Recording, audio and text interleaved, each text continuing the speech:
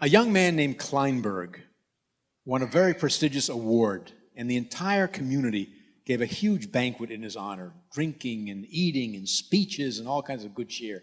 At the end, it was his turn to address the crowd, and unfortunately, as he was doing so, a page from his speech fell off the lectern.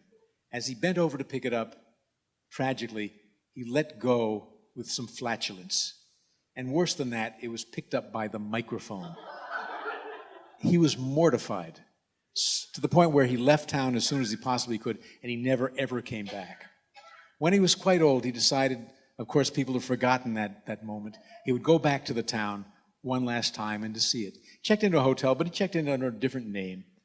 And the clerk was very nice. They said, "Sir, it's first time in our city?" He said, "No, actually, I was born and raised here." "Oh, well, I imagine every time you've come back, you'd notice all the progress, the waterfront project, the shops." He said, "No, I haven't been here in a long time."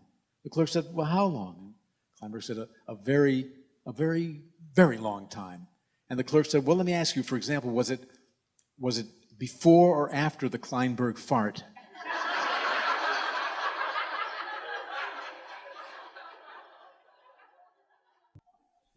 An Israeli and an Arab found themselves in a skydiving plane. It was one of these things, you just pay your fee. It wasn't a club or anything, individual people. But they got along, they had a nice chat.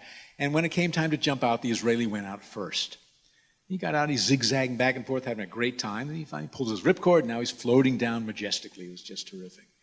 The Arab jumps out, and he's zigzagging back and forth, having a great time. Pulls his ripcord, nothing happens. Pulls his safety cord, nothing happens. He's plummeting earthward. He's screaming, "I'm going to die, I'm going to die." And when he gets to the Israeli reaches out and he grabs him, and he holds him, and they start floating down together. And after they catch their breath, the Arab says, "You saved my life, you saved my life. Why would you do this? All the war, all the enmity, all the hatred, why would you do something like this?" And the Israeli says, "Why not?"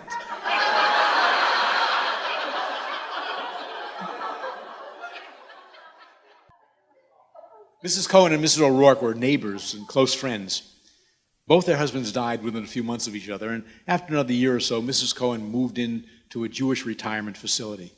Soon after that, Mrs. O'Rourke moved into a Christian facility.